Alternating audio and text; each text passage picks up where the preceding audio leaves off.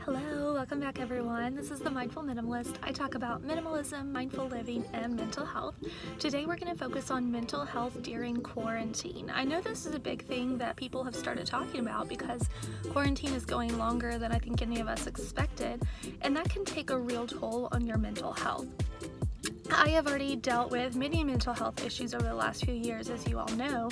However, being trapped inside your house all the time, especially with a toddler, very limited access to friends or visitors, it can be really tough on you. And so I know if most neurotypicals or people without mental illnesses are struggling, think about how hard it must be for those with mental illnesses.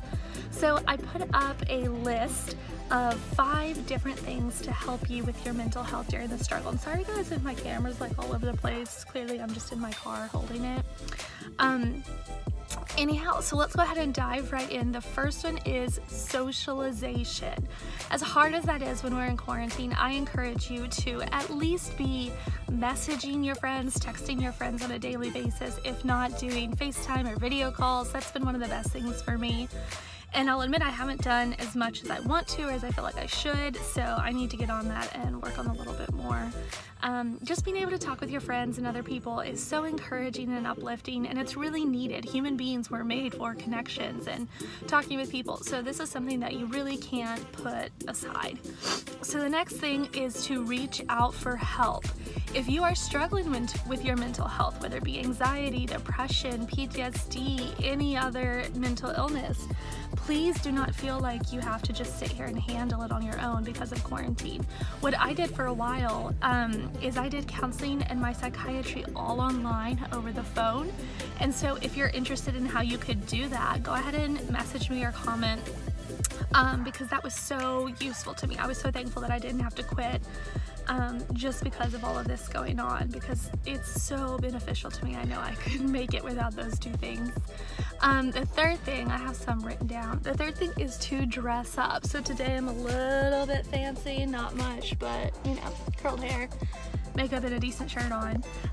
But I encourage you to dress up. Whenever I started doing that, I felt such a huge difference because before, and I mean this is pretty much my mom's wardrobe anyway, but before I was just in leggings, t-shirt every single day. Even whenever I was going out, I go to my counseling now and I go to the chiropractor and occasionally to the store. But I started putting on makeup whenever I was teaching at home or wearing jeans when I go out of the house.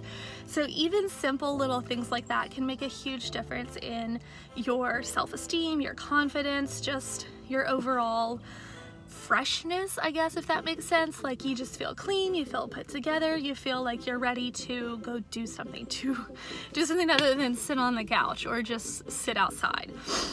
So the next one is to find a hobby. This is so stinking hard for me.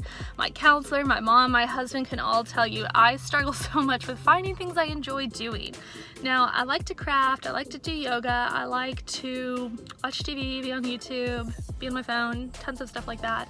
However, doing it over and over and over gets really repetitive and boring. And then with certain things, I struggle with just having the energy and the willpower to do it. So there may be hobbies that I want to do, but I just can't make myself. And that's a real struggle for me. And so I end up just being really bored and don't have anything to do, or I'm just not putting enough time into myself like I know I need to. So make sure you're focusing on yourself as much as you can during this difficult time to give you at least an hour or so a day of time to yourself of doing something that you can really enjoy. And the final tip that I have for you guys is to give yourself grace. We are in the middle of a pandemic. Life is crazy right now. This is not a normal time, okay? So if the house is not as spotless as normal, if you're not eating as healthy as normal, if you know you're stressed or you're not the most positive, happy, excited person, that's okay. Give yourself grace to know that this is a difficult time and what you are able to do is enough. So it's really easy to get down, to get lonely, or to feel anxious and worried about what might come. But let yourself know this is difficult. It's okay to struggle. It's okay to have some difficult feelings, but that's why I encourage you to reach out to someone, whether it be to a friend or family member or to a psychiatrist or counselor. If you don't feel comfortable with any of those, please reach out to me. Please send me a message or comment. I would love to talk with you guys. You can go and find me on Facebook too at The Mindful Minimalist. But yeah, I am here for you. I've been able to talk with so many people, and it has been such a blessing for me just to be able to help others and send them in the right direction to get some professional help. And so for me, I know it's really difficult having a mental illness, but I encourage you also to reach out to others and to not let this time just be wasted, but to try to bring some good out of it as well, even just by encouraging others. So anyhow, I hope this video has been helpful for you all, and maybe a little bit of encouragement for your week. Go ahead and like the video and share it with your friends so they can feel encouraged and get some good advice on staying mentally healthy during this time.